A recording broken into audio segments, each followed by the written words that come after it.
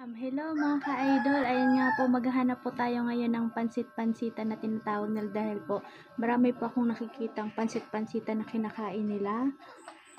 Parang naku-curious ako, pero hindi naman po ito masama kainin kasi po ito pong halaman na to is ginagamit po para panggamot po ito, kasi halamang gamot po ito, kilala po ito sa amin sa Samar, ayan. Pero ngayon ko lang po na alam na kinakain pala, ayan.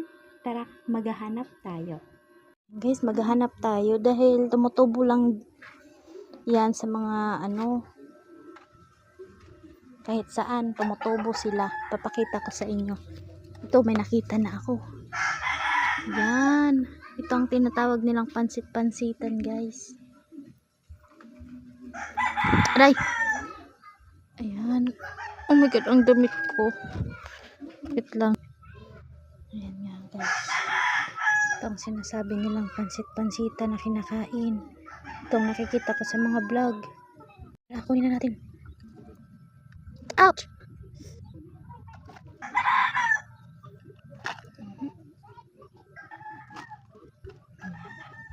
Ayan. Ayan guys, may nakita ko. Paano tayo ako dito? Ano pala dito, guys?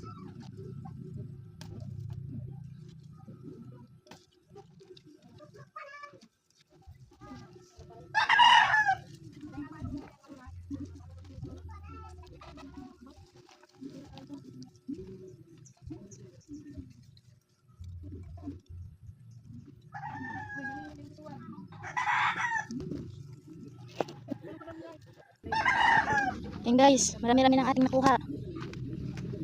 Guys, marami-rami na po tayong nakuha. Yan, maghahanap pa po tayo.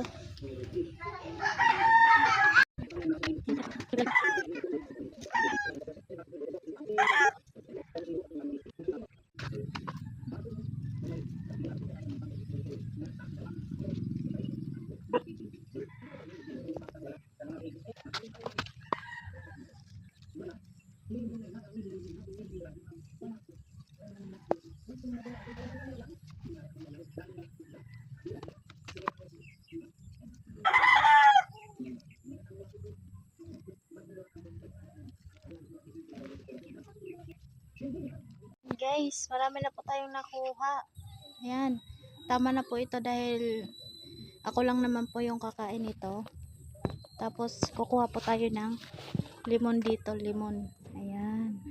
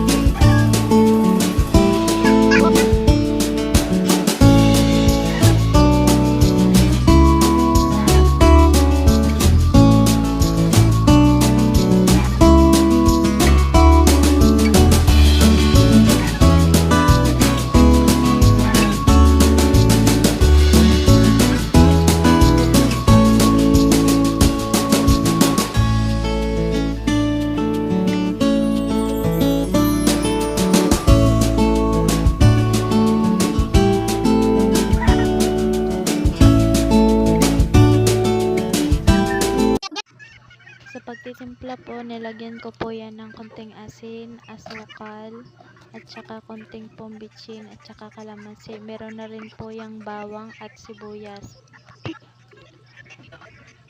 At atin na po yung halo-haloin. Ang sarap po pala ng pansit-pansitan kahit po na-overcook ko yan. Sa pagkain po ay sobrang crunchy pa rin po. Ayan, mga idol, salamat po sa inyong suporta. Mag-iwan po kayo ng bakas. Salamat po. Follow back po tayo. Maraming salamat. God bless po.